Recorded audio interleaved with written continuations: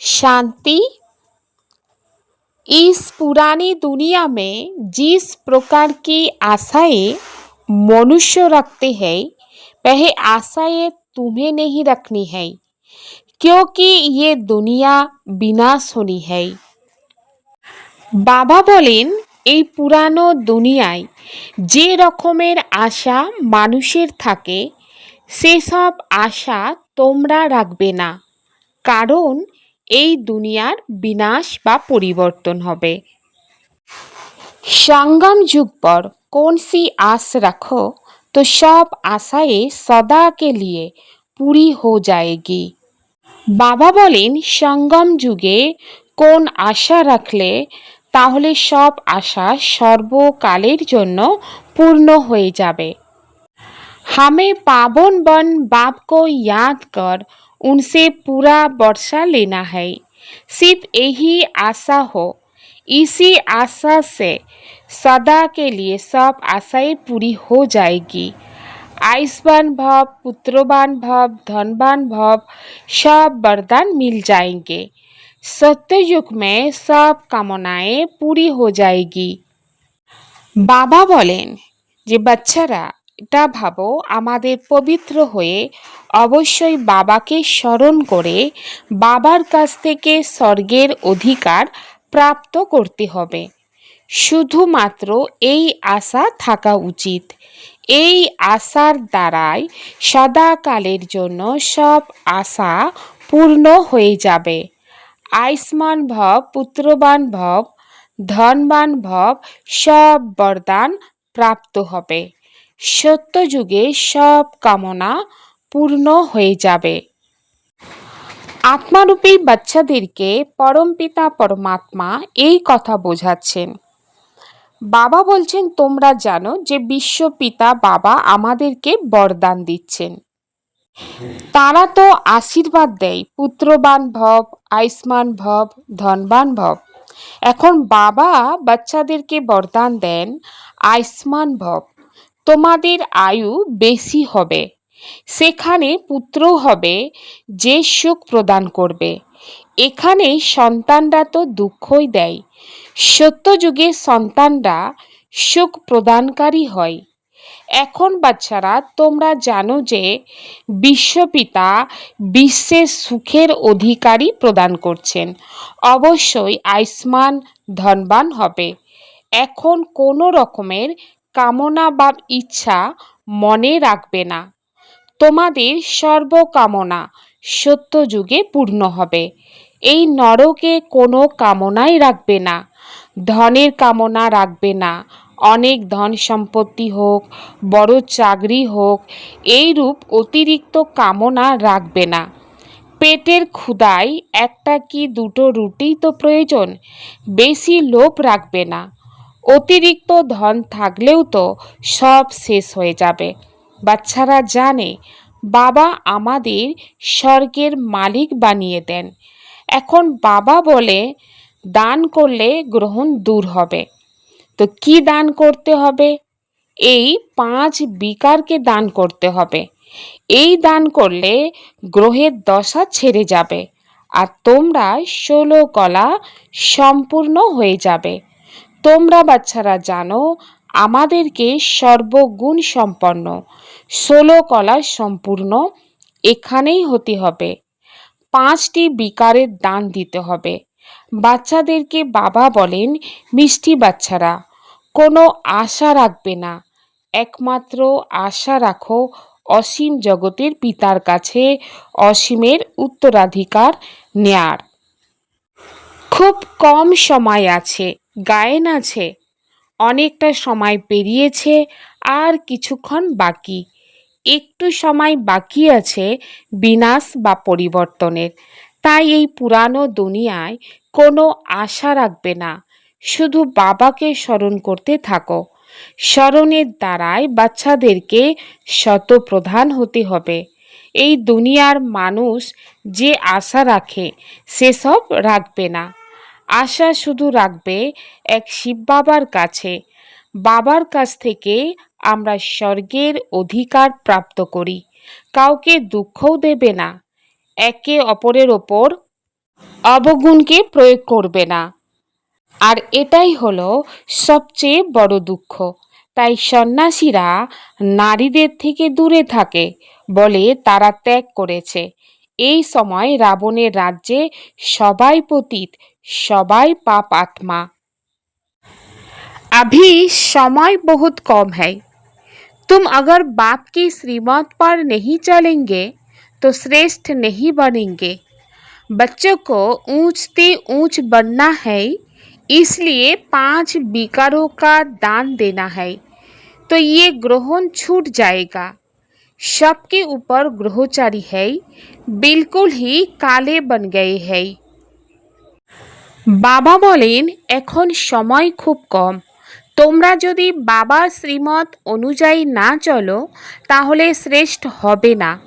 বাচ্চাদেরকে উচ্চ থেকে উচ্চ স্বরূপ ধারণ করতে হবে, তাই 5 বিকারের দান করতে হবে, তাহলে গ্রহণ থেকে বাচ্চারা মুক্ত হতে পারবে। সবার ওপরে এখন গ্রহের দশা রয়েছে, সবাই অসুন্দর অর্থাৎ শ্যাম বর্ণের পরিণত হয়েছে, অর্থাৎ তমপ্রধান হয়েছে আত্মা। বাবা বলেন যদি আমার কাছে স্বর্গের অধিকার নিতে চাও তবে পবিত্র হতে হবে। দাপর থেকে তোমরা পতিত হতে হতে শতপ্রধান থেকে তমপ্রধান হয়েছ।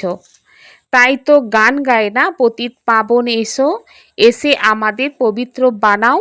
অতএব বাবার আদেশ হলো বাচ্চারা এখন পতিত হবে না। কাম মহাশত্রুকে পরাজিত করো, এর জন্য তোমরা আদি মধ্য অন্ত দুঃখ পেয়েছ। বাবা বলেন তোমরা স্বর্গের সম্পূর্ণ পবিত্র ছিলে, এখন রাবণের মত অনুসারে তোমরা পতিত হয়েছ।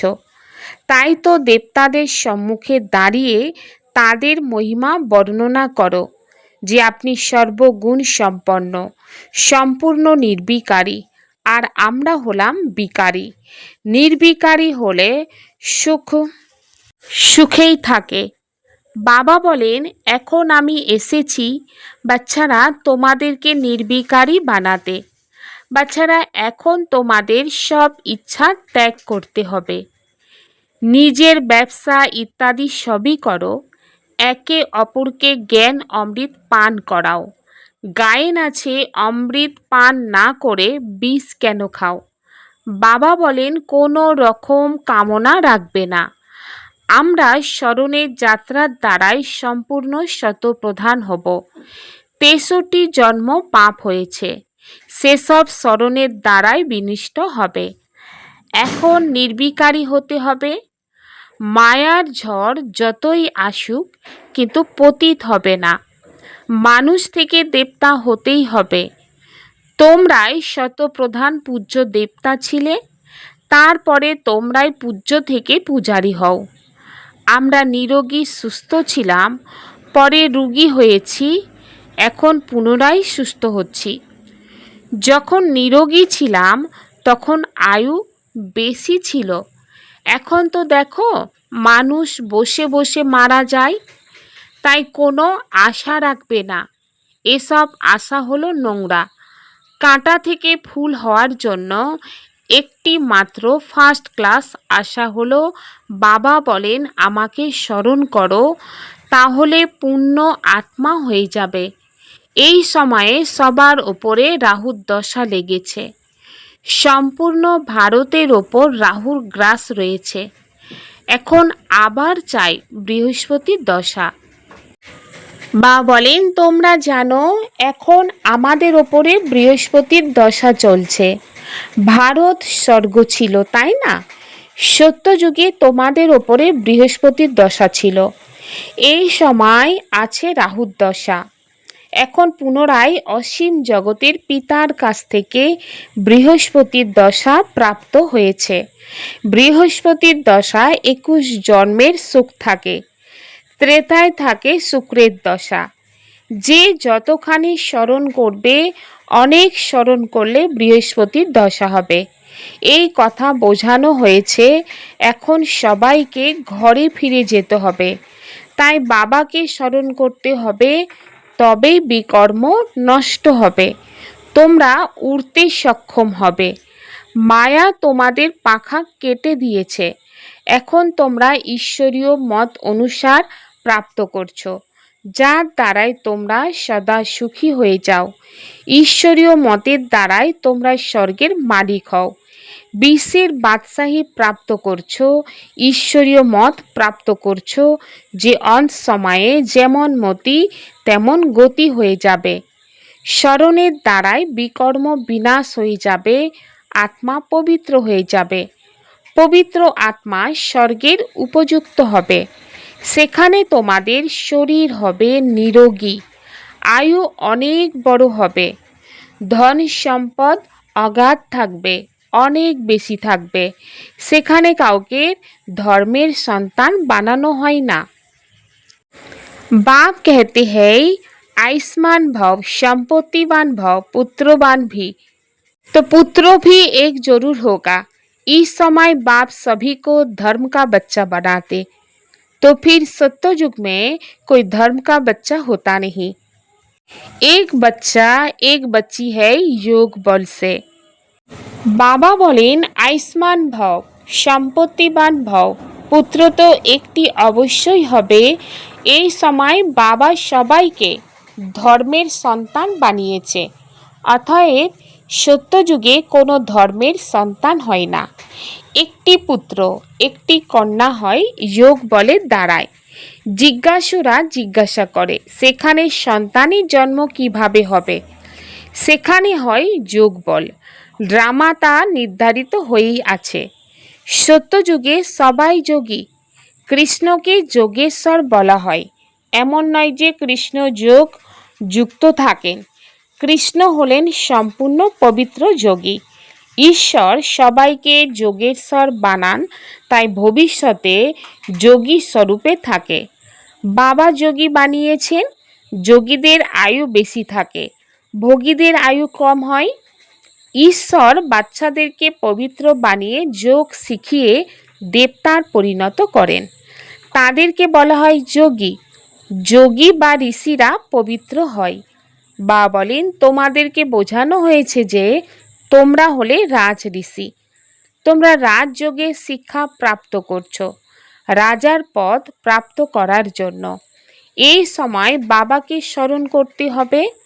এখানে কোনো উল্টো আশা রাখবে না যে সন্তানের জন্ম হোক, তার জন্য তো বিকারগ্রস্ত হয়ে যেতে হবে, 1 নম্বর অবগুণে ফাঁসতে হবে, আর দেহ অভিমানের কারণে 1 নম্বর অবগুণে ফেঁসে যায়। দেহি অভিমানী অবস্থায় থাকবে তো 1 নম্বর অবগুণে ফাঁসবে না। বাবা বোঝান পবিত্র হও, তিনি আত্মাদের সঙ্গে কথা বলেন। বাবা বলেন এখন তোমরা 1 নম্বর অবগুণকে ব্যবহার করবে না, পবিত্র হও, তাহলে তোমাদের সব দুঃখ দূর হবে, তোমাদেরকে স্বর্গের মালিক করেন। বাবা অনেক সুখ প্রদান করেন। বাবার কাছে তো স্বর্গের সম্পূর্ণ অধিকার নেওয়া উচিত। বাবা তো হলেন দীননাথ, গায়ে আছে সুদামা 2 মুঠো চাল দিয়ে রাজমহল পেয়েছিল। বাবা 21 জন্মের জন্য স্বর্গের অধিকার প্রদান করেন। তোমরা এই কথা বুঝেছ, এখন সবাইকে ফিরে যেতে হবে। শিব বাবার স্থাপনার কাজে যে যতখানি সাহায্য করবে।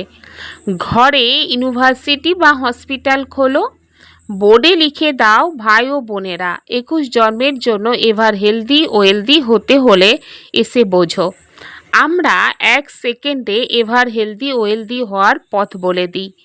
তোমরা হলে সার্জেন, তাই না? সার্জেন বোর্ড তো অবশ্যই লাগাই, না হলে মানুষ জানবে কিভাবে? তো বাবা বলেন তোমরা নিজের ঘরের সামনে বোর্ড লাগিয়ে দাও, যে আসবে তাকে 2 পিতার রহস্য বলে দাও। দেহের পিতার কাছে জাগতিক উত্তরাধিকার প্রাপ্ত করছে। এখন অসীম জগতের পিতা বলছেন মাম একম স্মরণ করো, তাহলে অসীম জগতের উত্তরাধিকার প্রাপ্ত হবে। প্রজেক্টর প্রদর্শনীতে সবচেয়ে প্রথমে এই কথা বোঝাও। এই পুরুষার্থের দ্বারা তোমরা এমন হবে। এখন হলো সঙ্গম, কলিযুগ থেকে সত্যযুগ হতে হবে। বাবা বলেন এই নোংরা দুনিয়ায় কোনো রকমের আশা রাখবে না। এখানে তোমরা পুরুষার্থ করো জীবিত অবস্থায় মৃত হওয়ার।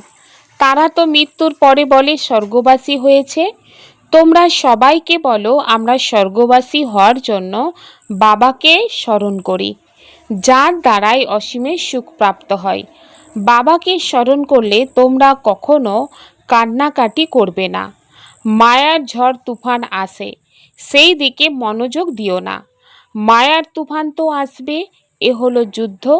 সংকল্প বিকল্প আসে, তখন অযথা সময় নষ্ট হয়। ঝড় বা তুফান তো চলেই যাবে, সদাকাল তো থাকবে না। সকালে উঠে বাবাকে স্মরণ করতে হবে। অন্য সবাইকে ভুলে যাও, এখন সবাই মৃত। নিজেদের মধ্যে এই সব কথা নিয়ে আলোচনা করো। বাবা এখন শুধুমাত্র তোমাকেই স্মরণ করব। তোমার কাছে স্বর্গের উত্তরাধিকার নেব। টাইম সেট করো। আমরা 3টে-4টের সময় উঠে বাবাকে স্মরণ করব। চক্রের কথা স্মরণ করতে হবে। বাবা আমাদের রচয়িতা ও রচনার নলেজ দিয়েছে। আমরা এই সময় মনুষ্য সৃষ্টিরূপী বৃক্ষের কথা জানি। আমরা কিভাবে 21 জন্ম গ্রহণ করি এই কথা বুদ্ধিতে আছে। এখন আমরা পুনরায় ঘরে অর্থাৎ পরম ধামে ফিরে যাই। স্বর্গে এসে আবার পার্ট প্লে করব। আমরা আত্মা, আত্মাই রাজ্য প্রাপ্ত করে। বাবাকে স্মরণ করলে স্বর্গের অধিকারী হয়। এটা হলো রাজযোগ। তো বাবাকে স্মরণ করে অসীম পিতার দ্বারাই অনেকবার বিশ্বের মালিক হয়েছি, পরে নরকবাসী হয়েছি, এখন পুনরায় স্বর্গবাসী হই। একমাত্র বাবার স্মরণে থেকে বাবার স্মরণ দ্বারাই পাপ নষ্ট হয়ে যাবে। তাই একে বলা হয় যোগ অগ্নি। বা বলেন তোমরা ব্রাহ্মণরা হলে রাজ ঋষি। ঋষি সদা পবিত্র থাকে, বাবাকে স্মরণ করে এবং রাজত্বের অধিকার প্রাপ্ত করে। এখন বিকারের আশা একদম রাখবে না। এই আশা রাখা খুব নোংরা। এখন তো পারলৌকিক বাবার কাছ থেকে উত্তরাধিকার নিতে হবে। অসুস্থ অবস্থাতেও স্মরণ করতে পারো। বাচ্চারা বাবার প্রিয়। বাবাকে অনেক বাচ্চাদের চিঠি লিখতে হয়। শিব বাবা লেখান, তোমরাও চিঠি লেখো। শিব বাবা কেয়ার অফ ব্রহ্মা। আমরা সবাই শিব বাবার সন্তান, ব্রাদার্স। রুহানি পিতা অর্থাৎ আত্মিক বাবা এসে আমাদেরকে পবিত্র করেন। তাই বলা হয় পতিত পাবন। সব আত্মাদের পবিত্র করেন, কাউকেই ছাড়েন না। প্রকৃতিও পবিত্র হয়। তোমরা জানো সত্যযুগে প্রকৃতিও পবিত্র থাকবে। এখন শরীর পতিত হয়, তাই তো গঙ্গায় শরীর শুদ্ধির জন্য যায়। কিন্তু আত্মা তো শুদ্ধ পবিত্র হয় না, সে তো হবে যোগ अग्नि द्वाराई। इस कलियुगी दुनिया में कोई भी उल्टी आस नहीं रखनी है। संपूर्ण शतप्रधान बनने के लिए ईश्वरीय मत पर चलना है। बाबा बोलें এই কলিযুগী দুনিয়াতে কোনো উল্টো আশা রাখবে না। সম্পূর্ণ শতপ্রধান হওয়ার জন্য ঈশ্বরীয় মতে বাচ্চাদের চলতে হবে। पावन बनकर वापिस घर जाना है, यही एक आस रखनी है। अंतमोती सोगोती। माया के तूफानों में समय नहीं गवाना है। बाबा বাচ্চাদেরকে বলেন পাবন হয়ে ঘরে ফিরে যেতে হবে, এটাই একটা ইচ্ছা রাখো। অন্তমতি সগতি, অন্তিমে যেমন মতি থাকবে বাচ্চাদের সেই রকম গতি প্রাপ্ত হবে। আর মায়ার তুফান তো আসবে, কিন্তু বাচ্চারা যেন সেই তুফানে ফেসে না যায়, কারণ সময় নষ্ট হয়ে যাবে। सदा पावरफुल वृत्ति द्वारा बेहद की सेवा में तत्पर रहने वाले हद की बातों से मुक्त भव। जैसे साकार बाप को सेवा के सिवाय कुछ भी दिखाई नहीं देता था, ऐसे आप बच्चे भी अपनी पावरफुल वृत्ति द्वारा बेहद की सेवा पर सदा तत्पर रहो, तो हद की बातें शतों खत्म हो जाएगी। हद की बातों में समय देना ये भी गुड़ियों का खेल है, जिसमें समय और एनर्जी वेस्ट जाती है। इसलिए छोटी छोटी बातों में समय বা জমা की हुई শক্তিয়া ব্যর্থ नहीं গপাও। বাবা বলেন সর্বদাই পাওয়ারফুল বৃত্তির দ্বারাই অসীমের সেবাতে তৎপর থাকার জন্য লৌকিকের কথাগুলি থেকে মুক্ত হতে হবে। যেরকম সাকার বাবা অর্থাৎ ব্রহ্মা বাবা সেবা করা ছাড়া আর কিছুই দেখতেন না, এই রকম তোমরাও বাচ্চারাও নিজেদের পাওয়ারফুল বৃত্তির মাধ্যমে বিশ্ব সেবার ওপর সর্বদাই তৎপর বা ব্যস্ত থাকতে হবে। তাহলে লৌকিকের যে কথা সেই কথা স্বাভাবিকভাবেই সমাপ্ত হয়ে যাবে। লৌকিকের কথাতে সময় দেয়া এগুলি হলো পুতুল খেলা, যার মধ্যে সময় আর এনার্জি ওয়েস্ট হয়। এই জন্য ছোট ছোট কথাগুলিতে সময় বা জমা করা শক্তিগুলিকে ব্যর্থ নষ্ট করবে না। सेवा में सफलता प्राप्त करनी है तो बोल আর চাল চলন প্রভাবশালী हो। বাবা বলেন যদি সেবাতে সফলতা প্রাপ্ত করতে চাও তাহলে बोलचाल বা বাণী আর আচার আচরণ প্রভাবশালী বানাতে হবে। জলাস্বরূপ স্থিতিতে থেকে শক্তিশালী স্মরণের অনুভব করতে হবে। সময় অনুসারে এখন সকল ব্রাহ্মণ আত্মাদেরকে নিকটে নিয়ে এসে জ্বালা রূপের বায়ুমণ্ডল বানানোর সেবা করতে হবে। তার জন্য চাই তবে ভাট্টি করা বা নিজেদের মধ্যে সংগঠিত হয়ে রূহ রিহান করা, কিন্তু জ্বালা স্বরূপের অনুভব করো আর করাও। এই সেবাতে লেগে যাও, তাহলে ছোট ছোট কথা সহজেই পরিবর্তন হয়ে যাবে। ওম শান্তি।